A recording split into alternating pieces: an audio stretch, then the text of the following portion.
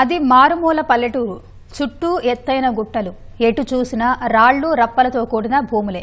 కూలీ నాలీ చేసుకుంటూ బతకడం తప్ప మరో ఉపాధి లేదు. అయితే కలెక్టర్లు ఇచ్చిన ప్రోత్సాహం అక్కడి ప్రజల జీవితాలను మార్చేసింది. రాళ్లు రప్పలతో కూడిన భూములను చదును చేసుకున్నారు. పంటల సాగుకు అనువుగా మార్చుకున్నారు. కూలీలు రైతులుగా మారి పడావు భూములను పచ్చని పొలాలుగా మార్చి రత్నాలు పండిస్తున్నారు.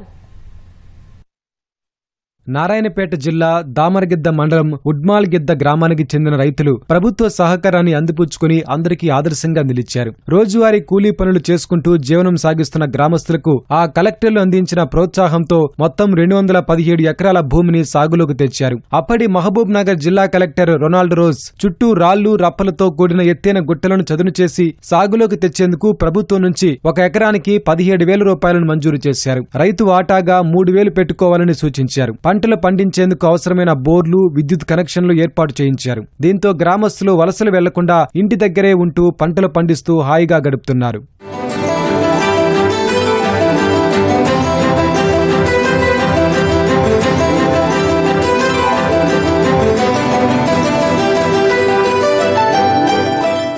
జిల్లాల విభజన తర్వాత నారాయణపేట జిల్లా కలెక్టర్గా వచ్చిన దాసరి హరిచందనను గ్రామ రైతులు కలవడంతో 2వ విడతలో నిధులు మంజూరు చేశారు. దీంతో మరో 80 ఎకరాలను చదును చేసుకుని సాగుకు అనుకూలంగా మార్చుకున్నారు. సాగునీటి కోసం బోర్లు వేసుకుని పెసర, వేరుశెనగ, కూరగాయలు, వరి, పత్తి పంటలు పండిస్తున్నారు. హరిచందన బదిలీతో కలెక్టర్గా వచ్చిన కోయ శ్రీహర్ష ఉడ్మల్గిద్ద రైతులకు 3వ విడత కింద నిధులు మంజూరు చేయడంతో మరో 40 ఎకరాలను సాగులోకి తీసుకొచ్చారు. ఒకప్పుడు ఉపాధి లేక ముంబై, పుణె, హైదరాబాద్, నాసిక్, సోలాపూర్, బెంగళూరు తదితర ప్రాంతాలకు వలస వెళ్లేవారు. ప్రభుత్వం ప్రత్యేకంగా నిధులు మంజూరు చేయడంతో రాళ్ల భూమిలో ధాన్యపు రాసులను పండిస్తున్నారు. నిధులిస్తే మరో 100 ఎకరాలు సిద్ధం చేసుకుని సాగు చేసుకుంటామని ఆ గ్రామ రైతులు కోరుతున్నారు.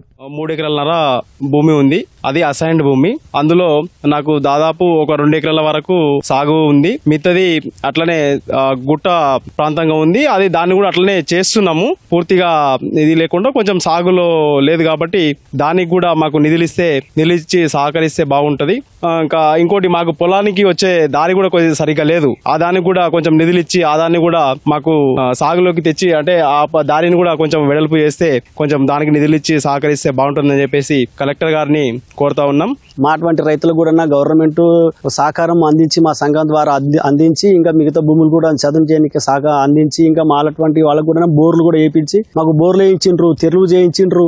ఇట్లాంటివి ఎన్నో మాకు ఆ సంఘం ద్వారా గవర్నమెంట్ మాకు సహకారం అందించింది. ఆ సంఘానికి మాకు సహకారం అందించినటువంటి కలెక్టర్ అటువంటి పెద్దలకు కూడా ధన్యవాదాలు తెలియజేస్తూ ఇంకా కూడా మాకు కూడా మా పేదలు కూడా మద్దతు సహకరించి మా పేదలు కూడా మద్దతుగా ఉండాలని కృతజ్ఞతలు తెలియజేస్తాం. ఇంకా ఎంత సాగైందో అంతకే ఎక్కువ ఉంది సాగురానికి. అయితే మేము రైతులం బాగుపడాలి, బతకాలి, వలస పోరాదు అంటే మళ్ళొక విడత కూడా ఇవ్వాలని మేము ప్రభుత్వాన్ని కోరుకుంటున్నాము. అయితే ఇప్పుడు వేసిన పంటలలో ఓమ గాని, పల్లి గాని, అలసంద గాని, పత్తి గాని, ఎర్రశనగ గాని ఇన్ని పంటలు కూడా పెసర, మంచిజొన్న మొత్తం పండించుకుంటున్నాం. అయితే ప్రభుత్వం దృష్టికి మళ్ళా కొనబోతున్నాము. ప్రభుత్వం కూడా మళ్ళొకసారి ఇస్తే ఇంకా బాగుపడతాము. సర్కారు సహకారం అందిస్తే మరిన్ని భూములను అందుబాటులోకి తెచ్చి వ్యవసాయం చేస్తామని రైతులు చెబుతున్నారు.